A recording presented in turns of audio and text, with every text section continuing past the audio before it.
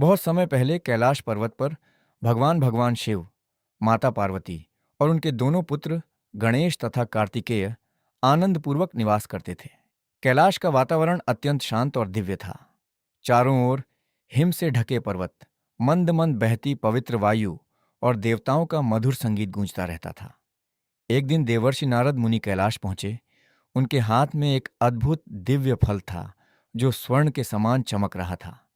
उन्होंने भगवान शिव और माता पार्वती को प्रणाम किया और बोले, हे महादेव, ये ज्ञान और अमर बुद्धि का दिव्य फल है।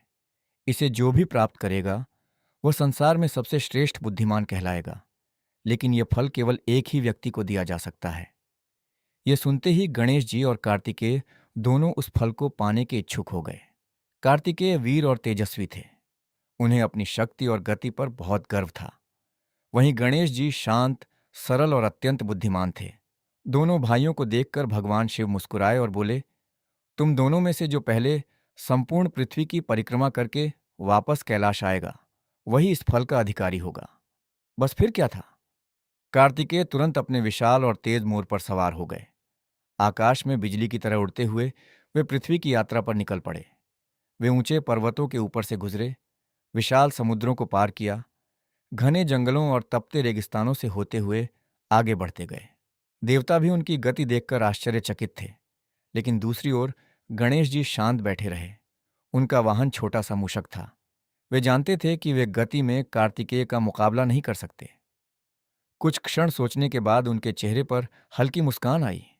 वे उठे और अपने माता पिता भगवान शिव और माता पार्वती के सामने हाथ जोड़कर खड़े हो गए।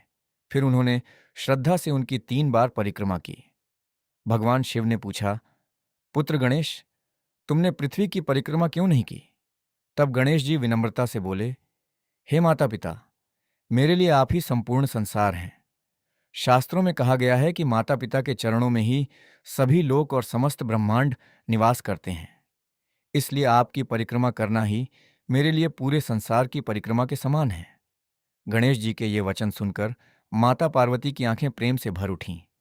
भगवान शिव अत्यंत प्रसन्न हुए। देवर्षि नारद भी मुस्कुराने लगे और बोले, सचमुच बुद्धि और भक्ति का ऐसा अद्भुत संगम केवल गणेश जी में ही संभव है। तभी भगवान शिव ने गणेश जी को विजेता घोषित किया और वह दिव्य फल उन्हें प्रदान कर दिया। कुछ समय बाद कार्तिकेय अपनी पूरी यात्रा समाप्त करके कैलाश लौटे। उन्होंने देखा कि गणेश जी को पहले ही विजेता घोषित किया जा चुका है। पहले तो उन्हें बहुत क्रोध आया। उन्हें लगा कि उनके साथ अन्याय हुआ है।